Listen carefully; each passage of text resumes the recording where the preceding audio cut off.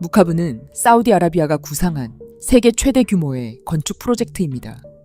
한 변이 400m에 달하는 거대한 정육면체 형태로 설계되었으며 내부에는 엠파이어 스테이트 빌딩 20개가 들어갈 수 있는 공간이 마련될 계획이었습니다. 건물 중심부에는 300m 높이의 테라스를 갖춘 초대형 돔이 조성되고 인공지능 기반 홀로그램 기술을 활용한 미래형 도시 환경이 구현될 예정이었습니다. 이 계획은 빈 살만 왕세자가 추진해온 국가 비전 사우디 2030의 상징적 핵심 사업이었고 석유 이후의 시대를 대비한 새로운 경제 모델을 시각적으로 구현하는 상징물이 바로 무카브였습니다. 그러나 현재 현장에서는 토양 굴착과 기초 공사를 제외한 주요 공정이 멈춰 있습니다. 계획과 현실 사이의 간극이 드러난 것입니다. 무카브의 건설 중단은 사우디 재정 상황과 직결되어 있습니다. 사우디는 세계 최대 산유국 가운데 하나이며 국영 석유 기업 아람코를 통해 막대한 원유를 생산합니다. 그러나 석유 보유량이 곧바로 재정 안정으로 이어지는 것은 아닙니다. 사우디 재정은 국제 유가에 절대적으로 의존하고 있으며 유가가 일정 수준 이하로 하락하면 곧바로 재정 적자가 확대됩니다. 최근 수년간 사우디 정부는 니엄시티 건설, The Line 프로젝트, 2030 리야드 엑스포 준비, 각종 대형 인프라 확장 사업에 천문학적인 자금을 투입해 왔습니다. 이 과정에서 재정 지출은 급격히 증가했고 부족한 재원을 보충하기 위해 아람코 지분 일부를 매각하며 약 100억 달러를 확보하기도 했습니다. 과거 빚없는 부국으로 불리던 사우디의 이미지와 현재의 재정 현실 사이에는 뚜렷한 괴리가 존재합니다. 많은 사람들이 사우디를 여전히 석유 부국으로 인식하고 있지만 현실은 그와 정반대입니다. 사우디는 막대한 석유 매장량을 보유하고 있지만 그 석유를 유리한 가격에 안정적으로 판매할 수 있어야 재정이 유지됩니다. 그러나 과거 사우디에게 유리했던 환경이 점차 사라졌습니다. 미국의 셰일오일 생산 확대는 이러한 압박을 가중시켰습니다. 미국은 지난 10여 년 동안 셰일 혁명을 통해 세계 최대 산유국 반열에 올랐고 이는 오펙의 가격 조정 능력을 약화시켰습니다. 사우디가 감산을 통해 유가를 방어하려 해도 미국 내 생산 확대가 그 효과를 상쇄하는 상황이 반복되었습니다. 그 결과 사우디의 석유 수익은 과거와 같은 수준을 유지하기 어려워졌습니다. 무카브의 공사 중단은 이러한 재정 압박이 현실로 드러난 사건입니다. 미국의 에너지 전략은 지난 10여 년 동안 급격하게 변화했습니다. 텍사스와 노스다코타를 중심으로 한 셰일오일 개발은 미국을 세계 최대 산유국으로 끌어올렸습니다. 이 변화는 국제 유가 형성 방식에 직접적인 영향을 미쳤습니다. 과거 사우디아라비아가 감산을 통해 가격을 조정하던 시대와 달리 미국 내 생산 확대가 공급을 보완하면서 오펙의 영향력은 눈에 띄게 약화되었습니다. 사우디가 감산을 결정해도 유가가 기대만큼 반등하지 않는 상황이 반복되었습니다. 현재 국제시장에서 가격 주도권은 더 이상 사우디에 머물러 있지 않습니다. 여기에 미국 정부의 정책 방향도 중요한 변수로 작용합니다. 트럼프 1기 행정부는 에너지 독립을 핵심 기조로 내세웠고 화석연료 생산 확대를 적극 지원했습니다. 환경 규제 완화와 파이프라인 승인 확대는 미국 내 원유 공급 증가로 이어졌습니다. 미국이 자국 내 생산을 늘리면 국제 유가는 하방 압력을 받습니다. 유가가 낮게 형성되면 사우디 재정은 직접적인 타격을 받습니다.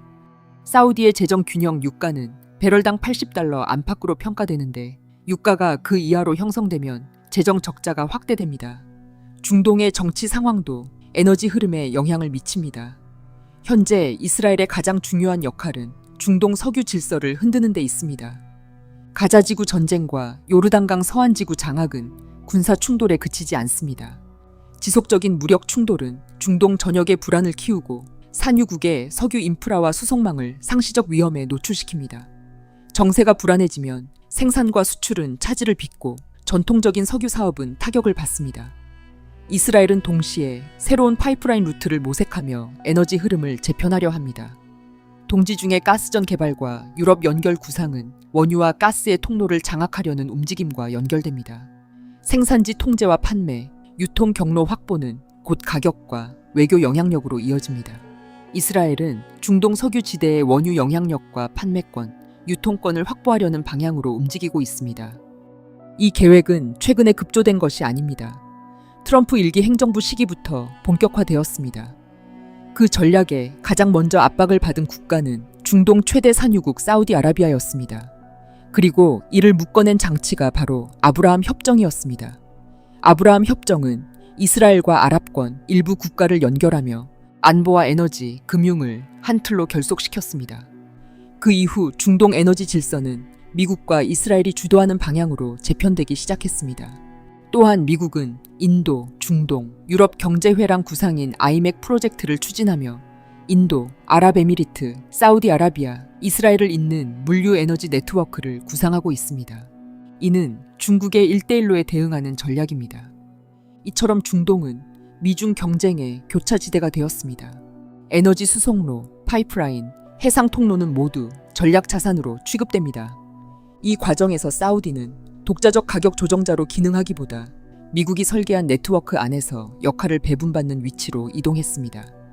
이러한 국제 에너지 질서의 변화 속에서 사우디의 대형 프로젝트는 외부 변수에 크게 흔들립니다. 유가가 안정적으로 유지되지 않는 환경에서는 네옴시티와 무카부 같은 초대형 사업을 지속적으로 추진하기 어렵습니다. 사우디 재정은 국제 정치와 에너지 패권 경쟁의 영향을 직접적으로 받습니다. 에너지 시장의 주도권 이동과 중동 재편 전략은 사우디의 장기 계획에 압박으로 작용하고 있습니다.